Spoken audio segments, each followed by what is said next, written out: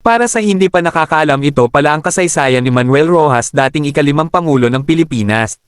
Si Manuel Acuña Rojas, ipinanganak noong ika-1 ng Enero taong 1872 at namatay noong ika-15 ng Abril taong 1948, ay isang kilalang abogado at politiko sa Pilipinas.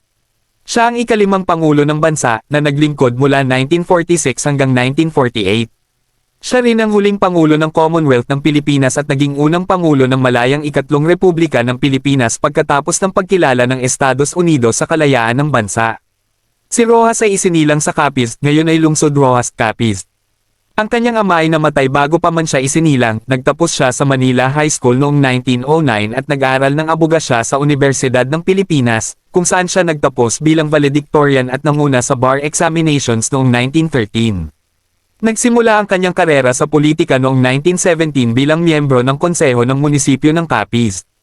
Naging gobernador siya ng Capiz mula 1919 hanggang 1922.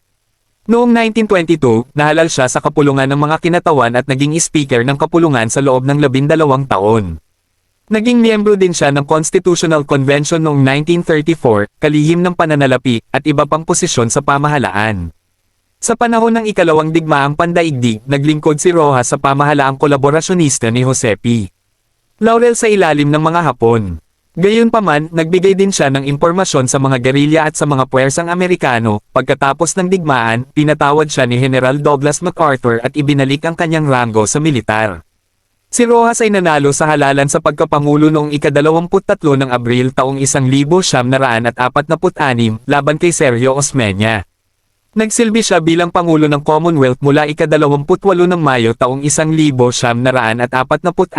hanggang ika-4 ng Hulyo taong 1946 at pagkatapos ay naging unang Pangulo ng ikatlong Republika ng Pilipinas.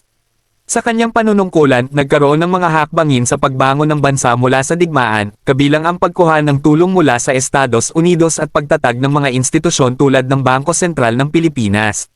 Namatay si Manuel Rojas noong ika-15 ng Abril taong 1948 dahil sa atake sa puso habang nagtatalumpati sa Clark Air Base, Pampanga.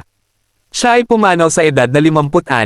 Nagustuhan mo ba ang content natin ngayon mga kakwento? Bigyan mo naman ako ng isang like, comment at share mga kakwento at i-comment mo na rin dyan sa comment section kung sinong gusto mong i-content natin.